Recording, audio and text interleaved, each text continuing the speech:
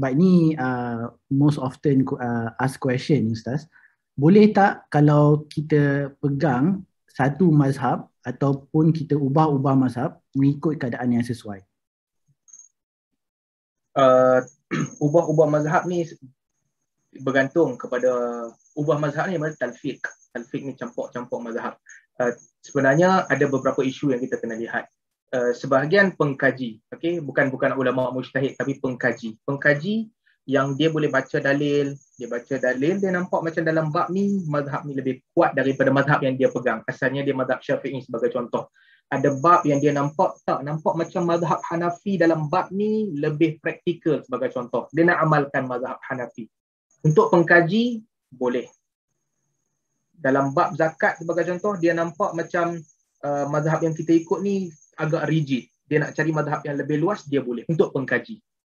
Demikian juga dalam bab-bab yang lain.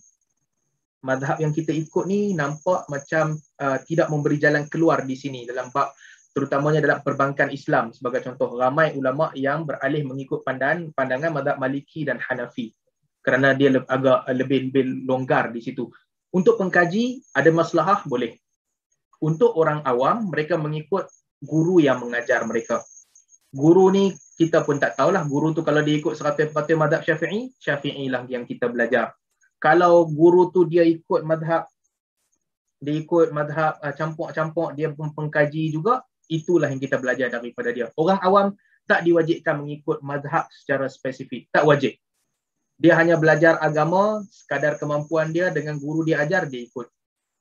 Cuma tak boleh campur-campur mazhab untuk menyenangkan diri kita semata-mata tanpa mengambil kira dalil. Itu tak boleh.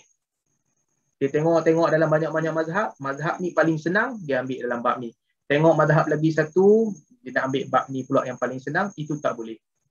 Mesti mengikut dalil. Dan dia tak boleh main-main dengan mazhab untuk cari jalan keluar. Contoh kan, satu contoh.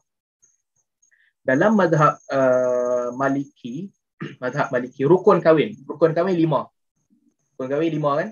Laki, perempuan, akad, mahar, wali. Okey, ada 5. Laki perempuan tolaklah, kalau tak tolak tepi. Okey, settle. Laki perempuan, memang laki perempuan lah. Laki tak boleh kahwin, tak sah.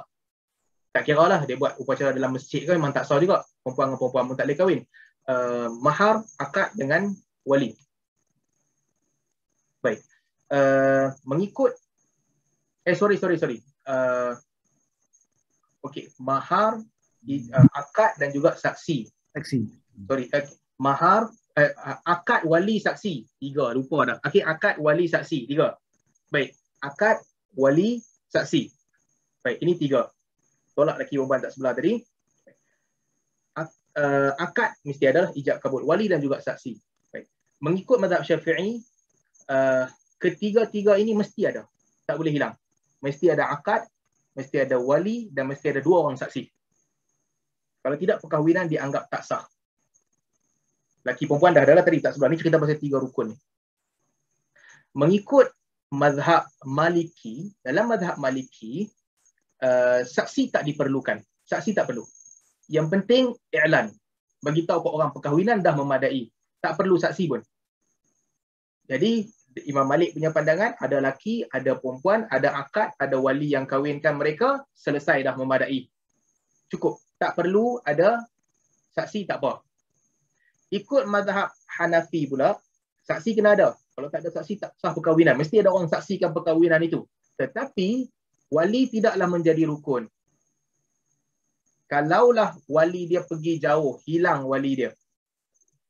Dalam hadis disebutkan la nikah illa biwali. Aisyah meriwayatkan hadis ni. Imam Abu Hanifah ada sedikit pandangan tentang menilai hadis. Pada mazhab Abu Hanifah, tak ada wali tak apa, saksi kena ada. Baik, orang yang ikut mazhab Hanafi, kalau tak ada wali pun, mahkamah boleh membenarkan perkahwinan itu berlaku.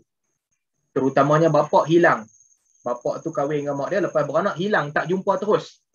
Ikut mazhab Hanafi, mak dia bagi kebenaran untuk kahwin, dia boleh kahwin dah. Tak payah pergi cari bapak dia. Tak payah. Ikut mazhab Maliki pula, ada wali. Saksi tak ada 2 orang. Tak apa, yang penting ada wali, dah boleh kahwin dah. Mazhab Syafi'i kata, 2-2 kena ada. Wali pun kena ada, saksi pun kena ada, baru akad tu jadi. 3 mazhab. Macam mana kalau orang campur mazhab Maliki dengan Hanafi?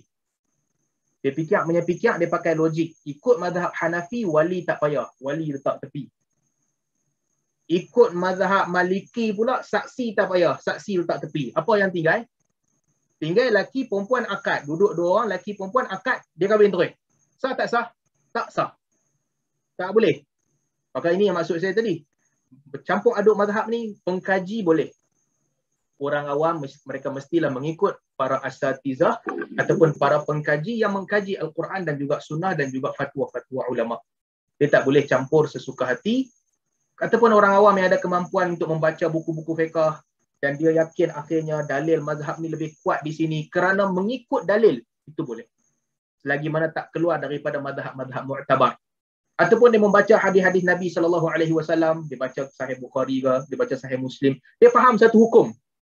Lepas tu bila dia tanya ustaz berbeza pandangan. Ada mazhab pegang hukum macam kamu percaya ni. Ada mazhab tak pegang. Dia tetap nak pegang macam dia baca dalam hadis. Sebab kena dengan satu mazhab, boleh. Ini semua boleh. Cuma yang tak boleh, mengikut campur aduk mazhab disebabkan syahwat sendiri untuk memudahkan kehidupan dia tanpa disiplin, itu tak boleh. Wallahu a'lam.